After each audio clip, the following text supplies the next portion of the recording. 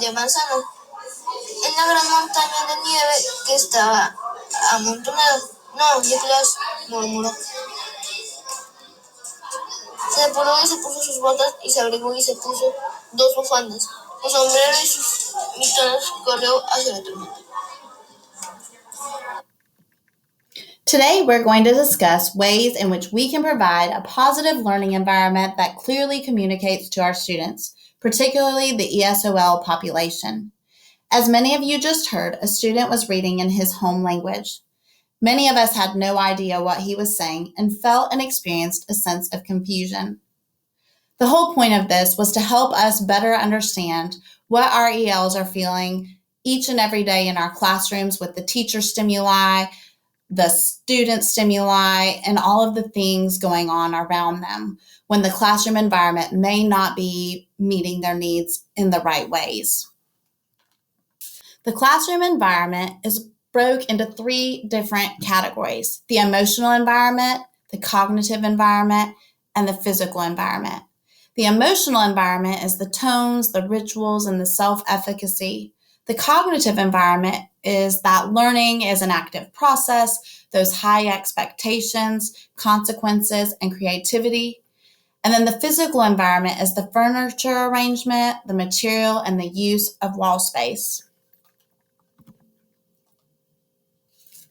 Our classroom environment is a major source of communication for our students. We often don't think of it in this way because we think of communication as verbal or written. However, a positive classroom environment lays the foundation for all other communication. And as we all know, we're evaluated under standard number 7 for positive learning environment and standard 10 for communication. So hopefully you can find a way in an area to improve in your classroom under these two standards. I want us all to ask ourselves, what does my classroom environment communicate? So how does this apply to me? Well, we all want to promote a positive learning environment. We all want to provide tools for students to use to promote independence. We all want to see students grow in their learning. So how can we improve our classroom environment to better meet the needs of our English learners? English learners, as well as all students of various abilities, feed off the classroom environment. The classroom environment has been referred to as the third teacher because it truly shapes the way students participate, collaborate, and learn. Having set routines and procedures, as well as having meaningful environmental print around the room, really helps in meeting the needs of not only English learners, but all students. So we're going to briefly touch on all three areas of the classroom environment. However, we will specifically focus a little more on the physical classroom environment and the environmental print. So let's begin with the cognitive and emotional classroom environment. The cognitive and emotional classroom environment has to do with establishing those set routines and procedures that help ELs feel confident in themselves because they know the expectation and they know what's going on.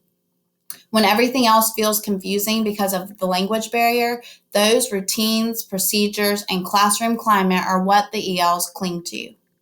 Setting high expectations for students lets the students know you believe they can.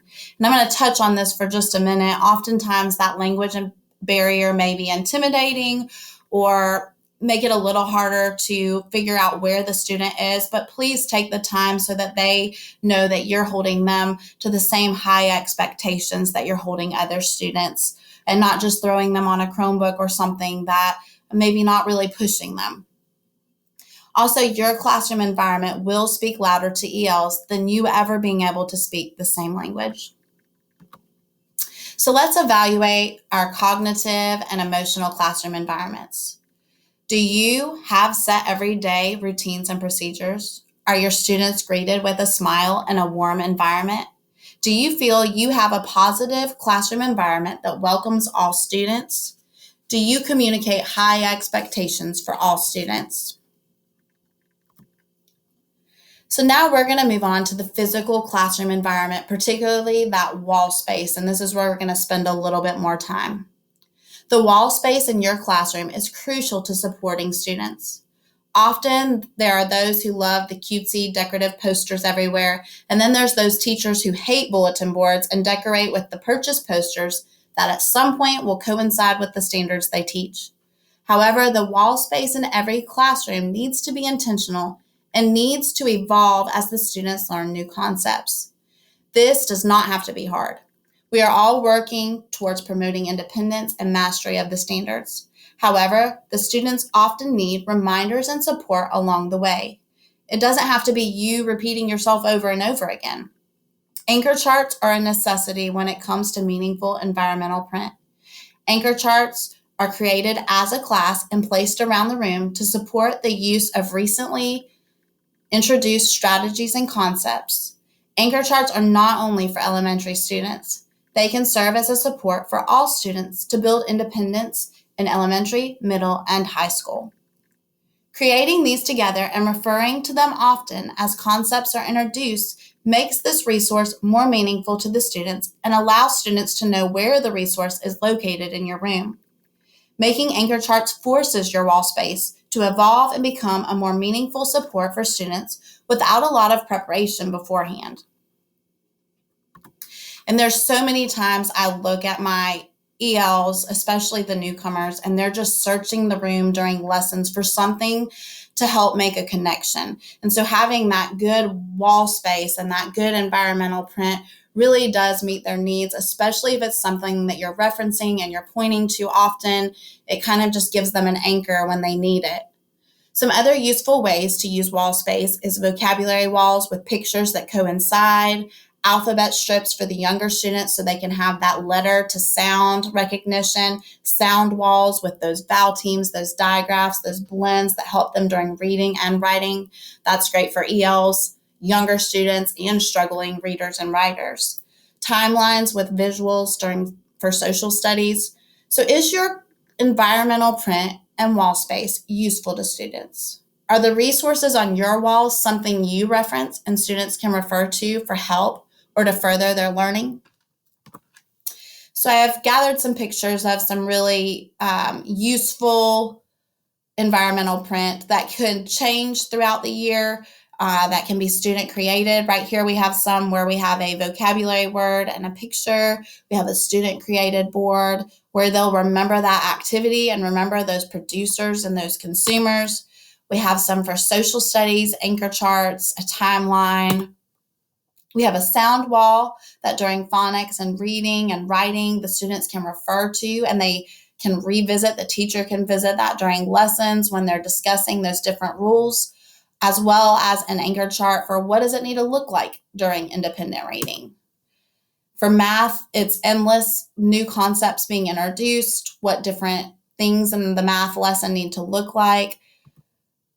This right here is just teacher bought posters, but this teacher is making these posters evolve as they learn. So they're adding Post-it notes to them.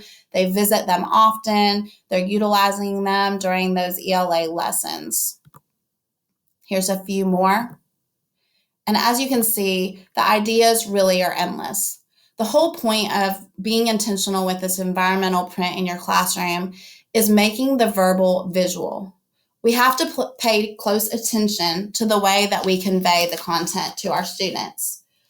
All of us have sat through those long lectures or lessons and found ourselves having a hard time following the instructor. Imagine language being the barrier. Hopefully, this PL is not one of those moments for you. However, when a prop, a picture, an anchor chart, or other sorts of visuals are used, we're better able to understand the concepts being taught and more engaged in what is being taught. Utilizing these visual cues and environmental print is essential to communicating with English language learners and better communicating in a way that meets their needs. I think we can all evaluate ourselves and our lesson plans for areas we could do a better job of providing those visual cues, that intentional environmental print that accompany that verbal instruction.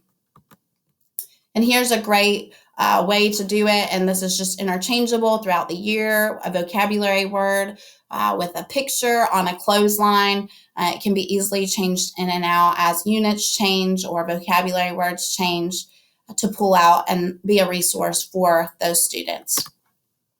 So in summary, we've all learned about those routines and procedures and environment since the beginning of our careers, since our degree programs. But today we wanted to focus more on the meaningful wall space, that environmental print that can be used as a tool for your students. The classroom environment and the environmental print are major components of promoting a positive learning environment, seeing that growth, and guiding students towards independence. If you ever are in question of what might be helpful or how to make that a meaningful environmental print, each school has an ESOL teacher that I know would be more than willing to help out in any way possible. So thank you so much for your time. I hope you have a great day.